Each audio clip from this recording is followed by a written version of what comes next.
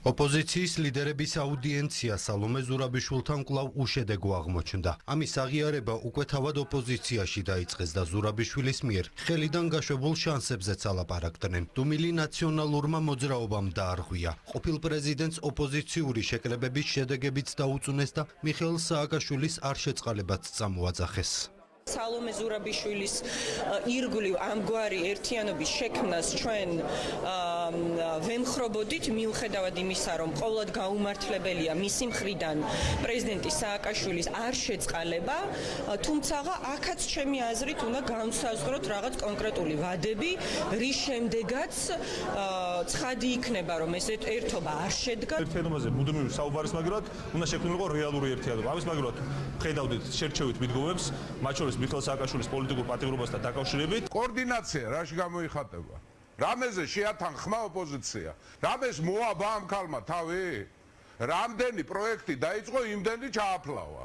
ნაციონალები ისევ ოპოზიციურ ერთობას ითხოვენ და თვის ბოლომდე შედეგსელიან, თუმცა პატიმარი სააკაშვილის პარტია სურვილებში მარტო რჩება. სალომე ზურაბიშვილი და სხვა ოპოზიციონერი ლიდერები ჯერ ისევ კოორდინაციას ცდილობენ, ხელშემშლელებს კი პოლიტიკური პროცესებიდან გარიყვას უწინასწარმეტყველებენ.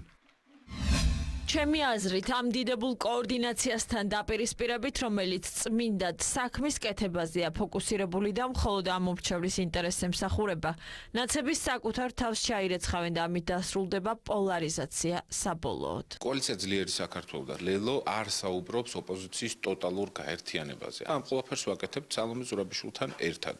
იმედი გვაქვს, რომ ძალიან მალე გვექნება კონკრეტიკა, თარიღები და სამოქმედო სტრატეგია, რა სტრატეგიული თანამშრომლობით გავაგრძელებთ საქმიანობას და კოორდინაციას. ოპოზიციაში მიმდინარე პროცესები პროგნოზირებადი იყო ქართული ოცნებისთვის. მმართველ გუნდში ოპონენტების ერთობის რესურსს ვერც აქამდე ხედავდნენ და არც სამომავლოდელიან, თუმცა ოპოზიციაში გარკვეულ გადაადგილებებს მაინც არ გამორიცხავენ. დარწმუნებულები არიან, რომ არეულ ოპოზიციას კონფიგურაციების საბოლოო სახეს გარე აქტორები განუსაზღვრავენ.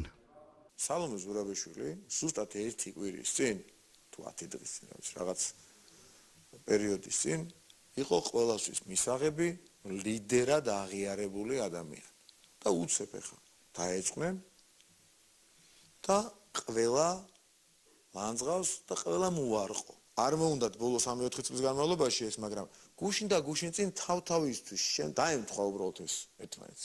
ან მიიღეს დავალება, რომ დაუპირისპირდნენ. ჩვენ ხო ძალიან კარგად ვიცით, რომ ნაცები ვერ იტანენ ერთმანეთს. ეს არ ახალი არის საზოგადოებისათვის, მაგრამ მათ ერთი რამ აერთიანებთ, ეს არის დავალებების შესრულება.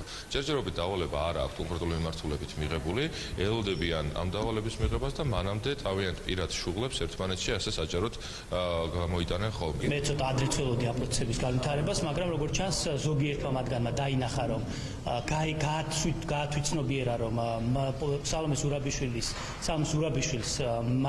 მათთვის მოაქვს აბსოლუტურად არაფერი, უფრო მეტიც ნაცვლად იმისა, რომ იყოს ერთგვარი მოგება, ასე ვთქვათ, პირიქით არის დამატებითი ტვისტი. რა თქმა უნდა, თავიანთ პატრონებს ჰქონდათ სურვილი, რომ რაღაც ერთი პლატფორმა შექმნილიყო, ყველა ყოფილიყო გაერთიანებული, თუმცა ცხადია ეს არ გამოსდით, ისინი ერთმანეთის ლანძღვაში ატარებენ დროს, როგორც გაერთიანებულებს, ასევე დაშლილებს არანაირი შანსი არ აქვთ პოლიტიკურ ველზე.